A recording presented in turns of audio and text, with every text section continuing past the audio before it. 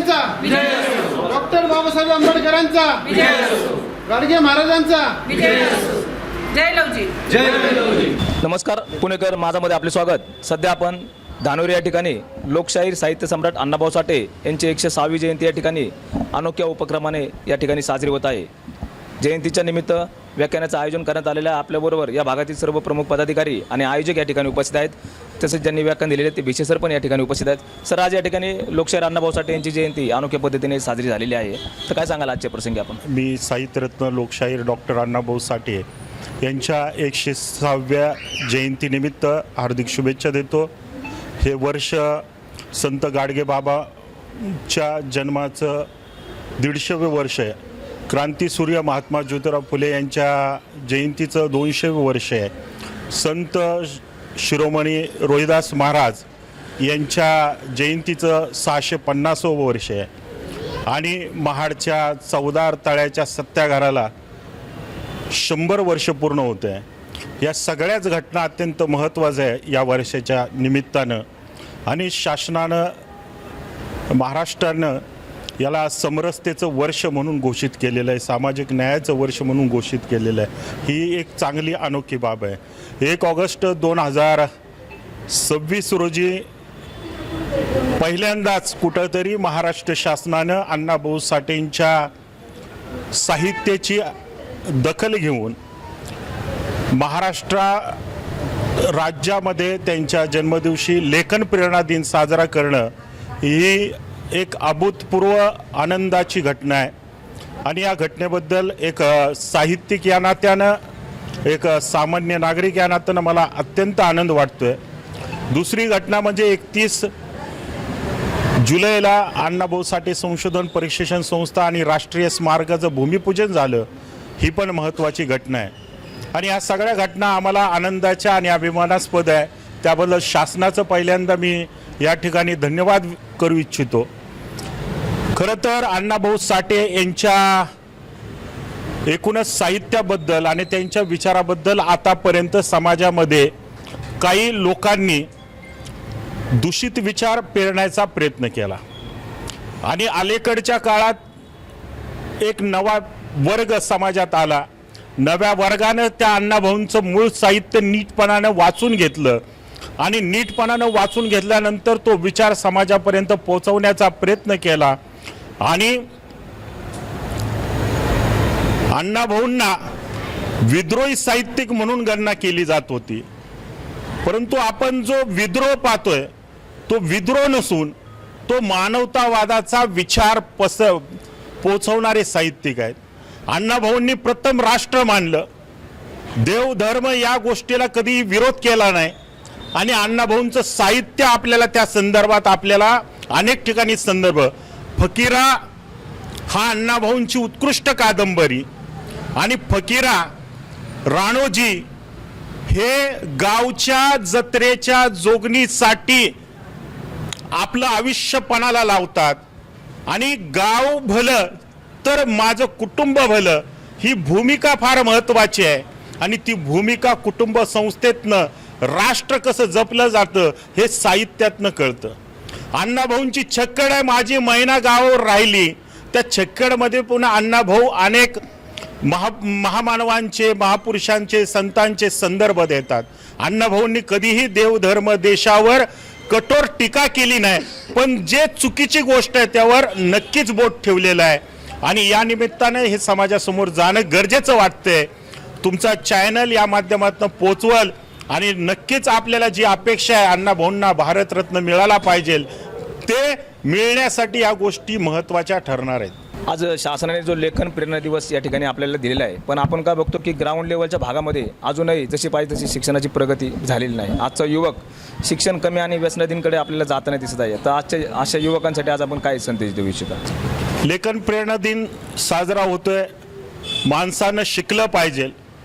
आणि जो माणूस शिकतो तो विवेकानं आपली भूमिका मांडत असतो. आणि समाजामध्ये व्यसनाधीनचं प्रमाण वाढलेलं आहे.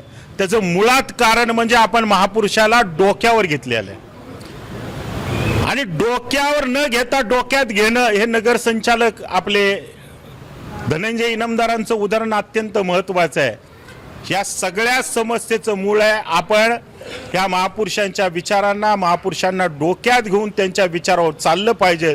नक्कीच समाज चांगला निर्माण होऊ शकतो. आज धानोरी भागामध्ये जे लोकशाहीर अण्णाभाऊ साठे यांच्या जयंतीच्या निमित्त जे आपण आज आयोजन केलं होतं व्याख्यानाचं, तर याची मूळ संकल्पना काय होती, काय उद्देश होता आपला? तरुण वर्ग हा कुठंतरी आपल्या शैक्षणिक साहित्याकडे वळला पाहिजे या हेतूने आम्ही सर्वसमावेशक समाज, फक्त मातक समाज नाही, सर्व समाजाला घेऊन हा कार्यक्रम आम्ही या ठिकाणी संकल्पना केली आणि तो या ठिकाणी रमेश खंडाळे, संग्रामदादा, रमेश गायकवाड अशा आम्ही चौघांनी आम्ही कल्पना केली आणि ती संकल्पना अंमलात आणण्यासाठी आम्ही विविध क्षेत्रातील सामाजिक कार्यकर्त्यांकडे, मंडळांच्या यांना आम्ही भेटलो, त्यांना कार्यक्रमाचे हे सांगितलं आणि या कार्यक्रमाला जेवढ्यात जास्तीत जास्त उपस्थित आपल्याला देता येईल आणि जे अण्णाभाऊंचे विचार आपल्याला सर्व समावेशक पुरवता येईल याची आम्हाला प्रेरणा मिळावी म्हणून आम्ही हा कार्यक्रम यावेळी सुरुवात केलेला आहे. आजच्या जयंतीपासून रोज अण्णाभाऊंचे साहित्य वाचलं पाहिजे, त्यासाठी आपण काय प्रयत्न केले पाहिजे? जोपर्यंत तुम्ही वाचणार नाही तोपर्यंत आपल्याला महापुरुष समजणार नाही. जसं की म्हटलेलं आहे की जर वाचाल तर वाचाल, म्हणजे जोपर्यंत एखाद्या व्यक्तीचं आत्मचरित्र किंवा त्यांचं जे विचार आहे ते पुस्तकाच्या मार्फत आपल्याला जोपर्यंत आपण त्यांना आत्मसात करत नाही तोपर्यंत आपण समाजाचं प्रबोधन करू शकणार नाही. सर, आज यावर्षी तुम्ही जे व्याख्यानाचं आयोजन केलं होतं, तर असं पुढच्या वर्षी सातत्याने आपला काय उपक्रम असेल, काय आपण विचार केला का त्याबद्दल? आपली पुढची पिढी म्हणजे जातींमध्ये असू दे किंवा जातीच्या बाहेरचं असू दे, या सगळ्यांनी शिकलं पाहिजे आणि शिकलं तरच त्यांची प्रगती होणार आहे. आणि त्याच्यासाठी मला असं वाटतं, म्हणून मी मला ही संकल्पना मी ज्यावेळेस लोकांपर्यंत पोचतो त्यावेळेस मी हे लोकांना सांगतो की तुम्ही शिका. जसं आत्ता बऱ्याच जणांनी सांगितलं की वाचाल तर वाचाल. वाचाल तर वाचाल म्हणजे काय की तुम्ही वाचलं पाहिजे, तुम्ही शिक्षण घेतलं पाहिजे, ते आत्मसात केलं पाहिजे. आणि जसं मगाशी सांगितलं की बाबा कुठल्याही महापुरुषाला, छत्रपती शिवाजी महाराजांपासून ते आतापर्यंत प्रत्येक जातीनुसार जर बघितलं तर प्रत्येक समाजाचे वेगवेगळे महापुरुष आहेत.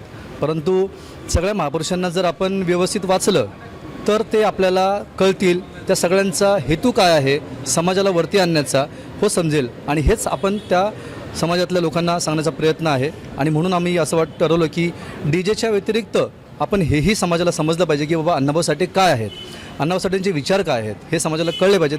या हेतूने आम्ही हा कार्यक्रम आयोजित केला होता.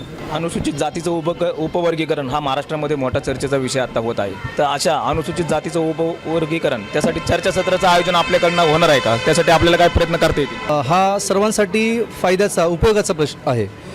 अनुसूचित जातीचं उपवर्गीकरण हे जे चाललं आहे ह्याच्यामध्ये त्याचा उद्देश काय तर समाजातला प्रत्येक घटक हा त्याच्यामध्ये त्याच्या प्रगती झाली पाहिजे. आज जर समजा SC जातींमध्ये 59 जातींचा असा उल्लेख केला जातो. या 59 जातींमध्ये जर बघायला गेलं तर अजूनही कित्येक जाती आहेत की ज्या अजूनही पिछडलेल्या आहेत, उपेक्षित आहेत. मग उपेक्षित, शोषित हा शब्द जो आहे हा 100 वर्षांपूर्वीसुद्धा होता, मग अजूनही तो आहेच. तर मग काय त्याचं उपवर्गीकरण करणं उपयोगाचं का नाही? म्हणजे SC समाज हा म्हणतो आहे 59 जातींना आरक्षण झालं पाहिजे, SC समाजासाठी आरक्षण झालं पाहिजे असं म्हणतो आहे आपण. पण SC समाजासाठी आरक्षण केलं तर आरक्षण नेमकं कुणाला? तर त्या जातींमधले जे उपेक्षित घटक आहेत सर्वांना. नाही तर आज काय होतं की आज बरेच समाजामधले बरेच असे लोक आहेत की त्यांना आरक्षण मिळतं आणि ते पैशाने गडगंज असतात, आर्थिक परिस्थिती सुधारलेली असते, तरी देखील त्यांना हे पाहिजे. म्हणून बाकीच्या घटकांना देखील त्याचा लाभ मिळाला पाहिजे हा त्यामागचा उद्देश आहे. त्यामुळे त्याच्यावरती चर्चासत्र नक्की झालं पाहिजे. सर, आज बघतो आपण मातंग समाजाचे जे काही प्रतिष्ठित लोक आहेत, आज सुधारल्याच्या नंतर शिक्षणातून त्यांची प्रगती होते, कोणी व्यावसायिक होतात, उद्योजक होतात, पण पुढे गेल्याच्या नंतर ते आपल्या भागातले जे गरीब लोक आहेत त्यांच्याकडे ते दुर्लक्ष करतात समाजाचे. तर अशा पिछडलेल्या समाजाचे जे आपलेच मातंग बांधव आहेत त्यांच्या प्रगतीसाठी पण त्यांनी विचार करणं खूप गरजेचं. त्यासाठी काय बोलाल? जे आपल्या समाजाचे थोर आहेत आणि शिकलेले आहेत, सवरलेले आहेत, काही चांगल्या लेवलला आहेत, बिझनेसमॅन आहेत, त्यांनी नक्कीच स्टार्टअप जो सर्वसामान्य घरातला जो मुलगा आहे त्यांच्यासाठी नक्कीच आणि स्टार्टअपसाठी मदत करायला हवी. सरकारच्या पण खूप मोठ्या साऱ्या अशा योजना आहेत. तर काय होतं माहिती आहे का, जे पाठीमागं जो पिछडलेला समाज आहे त्यांना माहितीच नसते, ते अजून पण पाठीमागच आहेत. तर जे सुशिक्षित आहेत त्यांना मी तर असं आव्हान करेल की खरंच त्यांनी समाजासाठी प्रसार शिक्षणाचा नक्कीच केला पाहिजे. आपल्या महामानवासाठी त्यांनी नक्कीच प्रेरणा दिली पाहिजे. कारण जो शिकला आहे तो शिकला आहे आणि जो पाठीमागे तो पाठीमागे. असं होतं का म्हणे. कृपया मी सगळ्यांना हात जोडून कळकळीची म्हणून सांगतो की शिका आणि संघटित व्हा. हे खूप मोलाचा विषय आहे की शिकलाच पाहिजे माणूस. जर शिकला तरच तो पुढे जाणार, नाही तर कुणीच पुढे जाणार नाही. आमची अशी मागणी आहे की या धानोरीमध्ये सर्व कार्यकर्ते करतात, पण एकच काय करत नाही की एक आपल्या मातंग समाजासाठी एक समाज मंदिर असावा. सगळ्या कुठंही जावं मंदिर आहेत, पण आपल्या मातंग समाजासाठी एक मंदिर पाहिजे, सामाजिक मंदिर पाहिजे, याची मागणी आहे आमची. उजवी वाजता साळवेंचा हिंदवी स्वराज्य संस्थापक छत्रपती शिवाजी महाराजांचा, छत्रपती शाहू महाराजांचा, महात्मा ज्योतिबा फुलेंचा.